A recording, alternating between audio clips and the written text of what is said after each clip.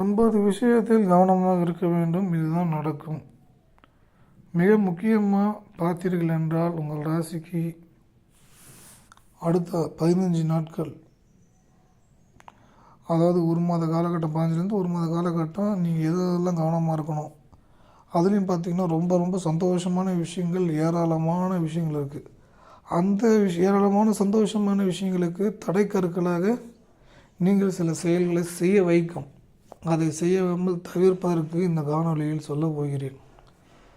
இதை நீங்கள் தெரிந்து கொண்டு இதுக்கு தகுந்தது போல் நீங்கள் கவனமாக நடந்து கொண்டால் நீங்கள் எதிர்பார்த்து காத்து கொண்டிருக்கும் நல்ல விஷயங்கள் அனைத்தையும் அடைந்து விடலாம். சிறப்பாகவே இருக்கும்.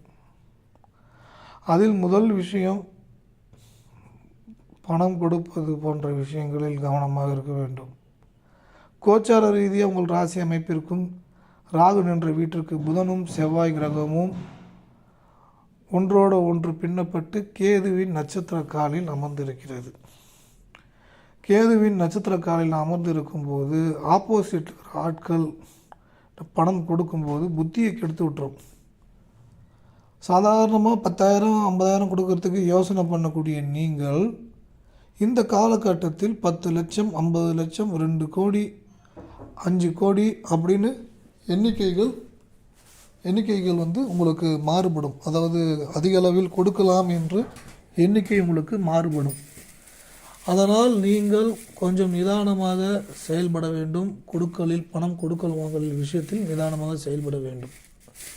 ஏன்னா கொஞ்சம் நீங்கள் யோசனை பண்ணாலும் ஆப்போசிட்டான விஷயங்களை ஏற்படுத்தி கொடுப்பதற்கான வழிவாய்ப்பு அதிகமாகவே இருக்கிறது.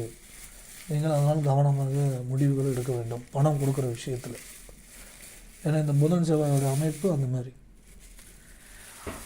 அதில் அடுத்தது ரொம்ப முக்கியமான விஷயம் என்னன்னு கேட்டிங்கன்னா, ராகு பகவானுடைய 3ஆம் பார்வை சனி வீட்டில் விழும். ராகுடைய அந்த நட்சத்திரம், புதனோட நட்சத்திரம், இரட்டை வேடம் போடக்கூடிய ஆட்கள் வருவார்கள். இரட்டை வேடம் போடக்கூடிய ஆட்கள், வக்கீல், போலீஸு, இவங்க எல்லாமே டபுள் கேம் ஆடுவாங்க. என்ன இவ்வளோ நல்ல மனுஷனாகிறார் வக்கீல், போலீஸு அப்படின்னு சொல்லிட்டு இருந்த நீங்கள் என்ன எப்படி மாறிட்டாப்புல, ஆப்போசிட்டில் வந்துட்டு பணம் வாங்கிட்டாங்களே, கேம் ஆட ஆரம்பிச்சிட்டாங்களே, அது உங்களுக்கு கோபம் கூட அதிகமாக வரும். என்னடா இது வாழ்க்கை, இது நம்ம எவ்வளோ தூரம் நம்பி உங்களை வந்திருக்கிறோம், இவங்க என்னன்னா ஆப்போசிட்டில் அவங்கள்ட்ட பணம் வாங்கினா அவங்கள்ட்ட சப்போர்ட்டாக பேசிட்டு இருக்கிறாருன்னு கோவம்லாம் வரும், கெட்ட வார்த்தை வரும், ஹார்ட் பெயின்லாம் இப்படி கொடுக்கும். முடிஞ்ச வரைக்கும் அவர்களிடம் கூட கோபத்தை வெளிப்படுத்தாதீங்க. அப்படியே அவங்கள கேஷுவலாக ஹேண்டில் பண்ணிவிட்டு அப்படியே பொறுமையாக வந்துடணும்.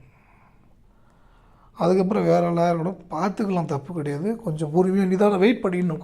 கொஞ்சம் நேரத்துக்கு அதை கம்மியாக அமைதியாகிடணும். ஏன்னா நமக்கு டைம், சில விஷயங்கள் பாசிட்டிவில் நெகட்டிவான டைமில் இருக்கும்போதும் கோச்சார ரீதியாக அந்த டைம் தான் ஓவர் பாசிட்டிவில் இருக்கணும். அப்போ தான் குலதெய்வத்தில் ஒப்படைச்சிடணும். நீங்கள் இருக்கீங்க, எனக்கு எல்லாம் நல்லா தான் நடக்கும் அப்படின்றது தெளிவாக இருப்பீங்க. அடுத்தது இதே புதன் 3வது விஷயம், இந்த ஃபோனு சம்மந்தமான விஷயம், இந்த டாக்குமெண்ட் சம்மந்தமான விஷயம், மற்றவங்களுக்கு அனுப்பக்கூடிய ஃபார்வர்ட் மெசேஜ், இதனால் உங்களுக்கு சில வழிகளை கொடுக்கும். புதனோட இது என்ன, டாக்குமெண்ட்டு, அதுக்கப்புறம் இங்கே வச்சுருக்கக்கூடிய டேட்டா ஃபைல்ஸு, அப்புறம் இன்சூரன்ஸு, பேங்க் ஸ்டேட்மெண்ட்டு, இந்த பேப்பர் பேனா சம்மந்தமான எல்லா விஷயமுங்க, அது ஏகப்பட்டது இருக்குது. அதில் நீங்கள் அனுப்புகிற ஃபார்வர்ட் மெசேஜில் ஒன்றும் கவனமாக இருங்க. அடுத்தது 4வது விஷயம், முக்கியமான விஷயம், சனி நேரடி 10ஆம் பார்வை சுக்கிரன் மீது விழுவதால் கிட்னி சம்பந்தமான சிறு தொந்தரவுகள், இதயம் சம்பந்தமான தொந்தரவுகள், 5 விஷயம் இது கொஞ்சம் தொந்தரவு கொடுக்குது. இந்த டைமில் என்ன பண்ணணுன்னா மெடிடேஷன் பண்ணுங்கள்.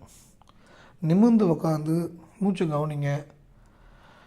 நான் ஆரோக்கியமாக இருக்கிறேன், நான் சந்தோஷமாக இருக்கிறேன், நான் மகிழ்ச்சியாக இருக்கிறேன் என்று மனசுக்குள் சொல்லிக்கொண்டு நீங்கள் வேறு வேலையில் கவனமாக இருங்கள். வெளியில் சில இடங்களுக்கு நடந்து செல்லுங்கள். வெளியில் சில இடங்களுக்கு நடந்து செல்லுங்கள். இது உங்களுடைய எண்ண ஓட்டங்களையும் செயல்பாடுகளையும் அனைத்தையும் தூய்மைப்படுத்தும், சரி செய்யும்.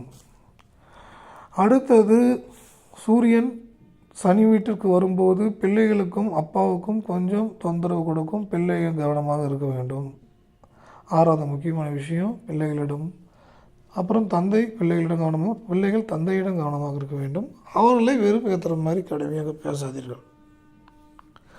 அடுத்தது, உங்களுக்கு ஒரு பண வரவு இருக்குது. அதுதான் இங்கே விஷயமே. ஒரு பெரிய தொகை வரப்போகுது. அந்த பணத்தை எடுத்து வேறு யாருக்கா கொடுக்கறதுக்கு முயற்சி பண்ணுவீங்க. அதை மேக்ஸிமம் அவாய்ட் பண்ணிக்கோங்க. அதை கோல்டு, ரொம்ப பாதுகாப்பான இன்வெஸ்ட்மெண்ட்டு எதுலையாவது போட்டு மறந்துடுங்க. ஏன்னா இந்த டைமில் பணம் கொடுத்தா அந்த பணத்தை வாங்கிறது கஷ்டமாக இருக்கும். ஏற்கனவே சொன்னேன், திருப்பி ரெண்டாவது ரிப்பீட் பண்ணுறதுல, உங்களுக்கு வர வேண்டிய பணத்தை இப்படி கொடுக்கலான்னு ஒரு திட்டம் இருக்கும். அதெல்லாம் நீங்கள் கவனமாக இருக்கணும். அதே மாதிரி இராணுவ அதிகாரி, போலீஸ், வக்கீல், நீங்கள்லாம் ஆப்போசிட்டில் இருக்கிற ஆட்களுக்கு கை மாறாதீங்க. மாறினா அது உங்களுக்கு பின்விளைவு அதிகமாக கொடுக்கும். இது தொழில் அப்படின்லாம் இருந்தாலும் பாதிக்கப்பட்டவர்கள் அழுது விட்டால் அது தொந்தரவு அதிகமாக ஏற்படுத்தும். கவனம் தேவை. அடுத்தது, தொழில் ரீதியாக பார்ட்னர்ஷிப்பில் நீங்கள் கவனமாக இருக்க வேண்டும். முதலீடு போட்டு பண்ணக்கூடிய தொழிலாக இருந்தாலும் சரி, கமிஷன் பேஸ் பண்ணக்கூடிய தொழிலும் சரி, இது புதுசாக ஒரு திட்டம் நீங்கள் நோக்கி போகிறீங்கன்னா முடிஞ்ச வரைக்கும் பொறுமையாக நிதானமாக இது செட் ஆகாதுன்னு சொல்லி விலகிடுங்க. அதேமாதிரி கொடுத்தது கேட்டால் அடுத்ததை பார்க்குற மாதிரி அந்த பண விஷயத்துல அதான் இல்லைன்னு சொல்லும்போது அந்த டைம் ஒருவோட பிரச்சனையோட முடிஞ்சிடும். கொடுத்துட்டுனா அதுக்கப்புறம் வருஷக்கணக்கில் எடுத்துகிட்டு கிடைக்குமான்னு இயங்க வைக்கும். அதேபோல் எதிரிகளையும் வேறு நபர்கள் சம்பந்தமான விஷயத்தை இன்னொரு நபரிடம் பகிர்ந்து கொள்வதோ போன்ற செயலை சிக்காதீங்க. ஏன்னா இந்த டைம் தான் அவங்க சம்பந்தமான விஷயங்கள் எல்லாம் உங்களை அறியாமல் இழுத்து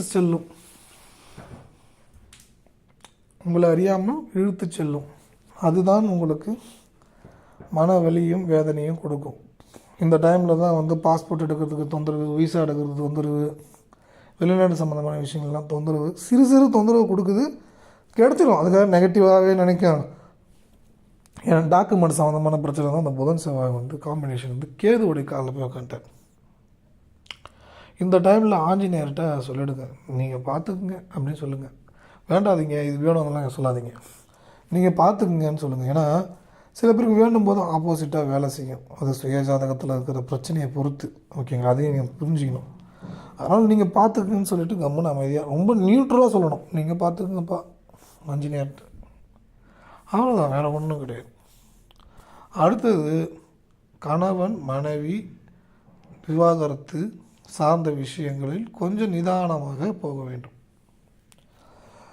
ஏன்னா கெட்டவன் என்னென்ன ரூட்டில் என்னென்ன தொந்தரவு கொடுக்கணும்னு நினைப்பான். அவனெல்லாம் நீங்கள் கையாள வருது, அழுதுகிட்டு இருக்க கையாளக்கூடாது. கோவப்பட்டுக்கிட்டு இதயம் வலிச்சுக்கிட்டு வலி வேதனையில் கையாளக்கூடாது. உங்களுடைய இஷ்ட தெய்வத்திட்ட ஒப்படைச்சிட்டு ரிலாக்ஸாக தூங்குங்க. எல்லாம் நல்லா தான் நடக்கும். ரிலாக்ஸாக தூங்கக்கூடாது தான், இல்லைன்னு சொல்லலை. என்ன அதை பற்றி யோசனை பண்ணிகிட்டே இருக்கோம். ஆனால் இதுக்கு தீர்வு அப்படின்றது நிதானமாக நீங்கள் இதை கையாள வேண்டும். கொஞ்சம் கூட வருத்தமோ வெறுப்போ போன்ற செயலை ஏற்படுத்தி கொண்டு இதயத்தில் வலியை கொடுத்து கொண்டு போன்ற விஷயங்களை செய்யாதீர்கள். உலகில் சிறந்த தானம் அன்னதானம் இல்லை, நிதானம் தான். ஏன்னா அன்னதானம் போனால் சாப்பிட்றவங்க மட்டும்தான் நல்லது. நிதானமாக இருந்தால் உங்களுக்கு நல்லது, அப்போ எல்லாருக்குமே நல்லது. தொடர்ச்சியாக அன்னதானம் பண்ண முடியும்.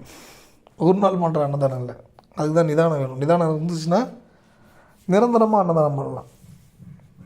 ஏன்னா அதுக்கு பின்னாடி அவ்வளோ அர்த்தம் இருக்குது. அதை நீங்கள் உங்களுக்கே தெரியும். தெரியாதவங்களுக்கு இதை யோசித்தாலே புரியும் நிதானம் எவ்வளோ தேவைன்னு.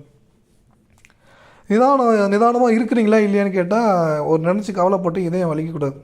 இதயம் வலிச்சுனே இருக்குதுன்னா நிதானம் இல்லாமல் இருக்கிறீங்கன்னு அர்த்தம். இதயம் வலிச்சுனே இருக்குன்னா நிதானம் இல்லாமல் இருக்கிறீங்க. கிளியராக இருக்கிறீங்கன்னா நிதானமாக இருக்கிறீங்க, பரவாயில்ல, நீங்கள் சக்ஸஸ் ஆவீங்க. நிதானம் இல்லாமல் இருக்கிறவங்க சக்ஸஸ் ஆக மாட்டாங்கன்னு இல்லை. நீங்கள் தியானம் பயிற்சி பண்ணணும், இஷ்ட தெய்வத்தை கெட்டியமாக பிடிச்சிக்கணும், எல்லாமே சிறப்பாக இருக்கும். ஓகேங்களா? இந்த காணொளி உங்களுக்கு உபயோகமாக இருந்ததுன்னு நினச்சிங்கன்னா உங்கள் நண்பர்களுக்கு பகிர்ந்து கொள்ளுங்கள். அப்புறம் கனடா நாட்டில் வேலை வேணும்னா இந்த +1 416 357 0739 இந்த வாட்ஸ்அப் நம்பருக்கு கால் பண்ணுங்கள். வேலை உங்களுக்கு கனடா நாட்டில் கிடைக்கும், நல்லது நடக்கும், நடந்தே தேரும். அடுத்தது, இந்த காணொளி உபயோகமாக இருந்தால் நன்கொடை அளிக்கலாம், எதுவும் கட்டாயம் இல்லை.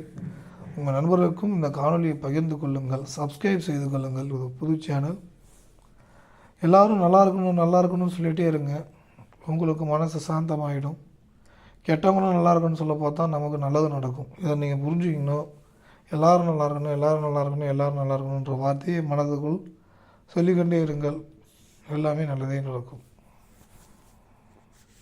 மீண்டும் ஒரு நல்ல சந்திப்போம். நன்றி, வணக்கம்.